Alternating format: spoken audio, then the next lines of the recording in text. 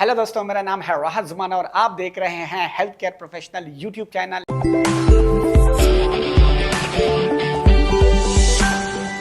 एक नई वीडियो के साथ हमेशा की तरह आज भी हाजिर हूँ, एक नए टॉपिक को लेकर आया हूँ और इस टॉपिक में मैं एक असिस्टेंट नर्स के बारे में कंप्लीट डिटेल देने वाला हूँ। और ये नर्सेस के हवाले से मेरी एक सीरीज़ है जिसका ये पार्ट 1 है और कंप्लीट जितनी भी नर्सेस की स्पेशलिटी हैं 1 बाय 1 करके हम सारी डिटेल में एक एक पार्ट, ये पार्ट 1 को डिस्कस करूंगा, उसके बाद पार्ट 2 पार्ट 3 जितनी भी नर्सेस की स्पेशलिटी हैं उस पर मैं वीडियो बनाने लगा हूं। तो काइंडली वीडियो बनाने से पहले आप लोगों से हमेशा की तरह एक ही रिक्वेस्ट होती है कि काइंडली मेरे चैनल को कर ले सब्सक्राइब, क्योंकि इसी तरह आपको इंपॉर्टेंट इन्फॉर्मेशन मैं देता रहूँगा। तो चलो आज असिस्टेंट नर्स के बारे में मैं कंप्लीट डिटेल दूंगा, इनका क्राइटेरिया क्या है, इनकी सैलरीज क्या होती हैं और DHMOH हार्ट लाइसेंस के लिए अगर हम अप्लाई करते हैं तो उनका क्या क्राइटेरिया है, कब हम अप्लाई कर सकते हैं। सबसे पहले हम आप स्टार्ट करेंगे क्राइटेरिया जो उनका क्या होता है। अगर आपके पास आप असिस्टेंट नर्स आप दुबई कहीं भी या अबू धाबी या यहाँ पे शारजा के लिए जाना चाहती हो तो आपको मिनिमम क्या होता है कि आपके पास 18 महीने का डिप्लोमा होना चाहिए। 18 महीने से 18 मंथ से कम नहीं होना चाहिए। अगर आपके पास 18 या 19 या 2 साल का डिप्लोमा है तब आप क्या होते हैं, एलिजिबल होते हैं एग्ज़ाम के लिए। तो ये मिनिमम क्राइटेरिया होना चाहिए, जो कि एक बहुत खुशखबरी की बात ये है कि अगर आप दुबई, यूनाइटेड अरब एमिरेट्स, किसी भी कंट्री मतलब यूनाइटेड अरब एमिरेट्स जाना चाहती हैं तो आप अगर फ्रेश ग्रेजुएट हैं, अभी अभी आपने डिप्लोमा लिया है और आपके डिप्लोमे को 2 साल कंप्लीट नहीं हो चुके हैं तो आपको एक्सपीरियंस लेटर की भी ज़रूरत नहीं होती। विदाउट एक्सपीरियंस हम आपका सारा प्रोसेस करके देते हैं।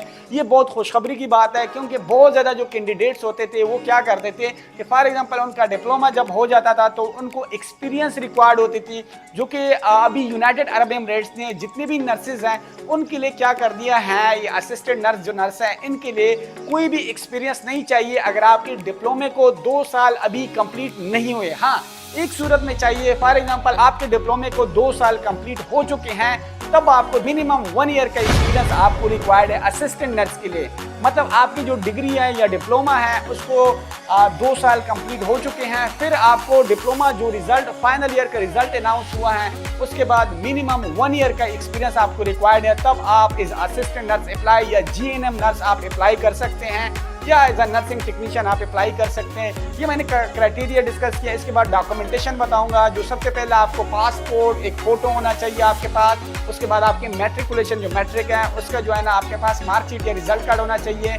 जिन लोगों ने FEC इंटरमीडिएट या हाई सेकेंडरी एजुकेशन 12th का किया हुआ है, जिनके पास वो है तो ठीक है, वो सर्टिफिकेट या मार्कशीट होना चाहिए। जिन लोगों ने नहीं किया हुआ है कोई मसला नहीं है, उनका विदाउट उनका हम अप्लाई करेंगे। उसके बाद आपका GNM या असिस्टेंट नर्स का 2 साल का डिप्लोमा होना चाहिए या 18 महीने का।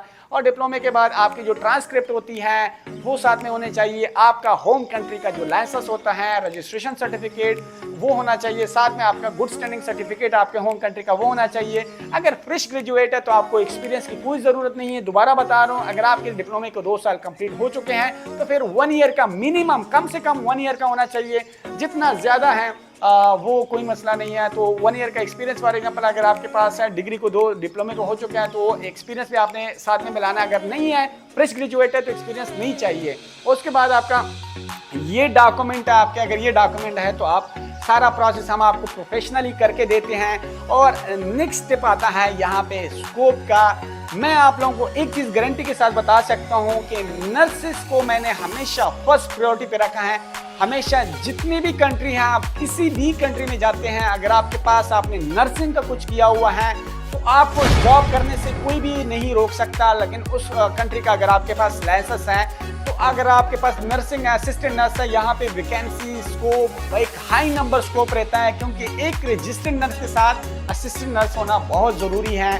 तो यहाँ पे एक अच्छा स्कोप होता है, वैकेंसीज हर रोज़ निकलती हैं। पूरे गल्फ कंट्री में जो वैकेंसीज हैं इनकी निकलती रहती हैं। जो सैलरी रेंज है वो मिनिमम क्या होता है, 3500 दरम से स्टार्ट हो गया, आपको 4500 दरम के बीच में जो है ना सैलरी मिलती है अगर आप एज अ असिस्टेंट नर्स। ये मैं कम से कम अपनी तरफ से बता रहा हूँ। कुछ हॉस्पिटल है जो कि 5-5.5 दरम भी स्टार्टिंग सैलरी असिस्टेंट नर्स को दे रहे हैं, लेकिन मैं मिनिमम 3500 दरम से लेके क्या होता है आपका 4500 दरम के बीच में आपकी सैलरी लगती है। 4000 मिनिमम मतलब लग जाती है मिनिमम। और जो आपके एक्सपेंसेस की बात आ गई है, तो एक्सपेंसेस आपके 1000 दरम जो है ना, वो उसमें खाना पीना रिहाइश ये सब आपका हो जाता है। कुछ कंपनीज है जो कि आपको रिहाइश के लिए भी कुछ अकोमोडेशन भी देती हैं, ट्रांसपोर्ट भी देती हैं, और साथ में क्या होता है कि आपके पास हेल्थ इंश्योरेंस है वो भी आपको मिलते हैं, वीज़ा भी कंपनी की तरफ से होता है। तो ये सारी चीज़ें प्रोवाइड करते हैं। कुछ क्लिनिक होते हैं जो कि आपको हेल्थ इंश्योरेंस और ट्रांसपोर्ट वगैरह तो प्रोवाइड करते हैं, लेकिन अकोमोडेशन और फूड आपने अपना करना होता है।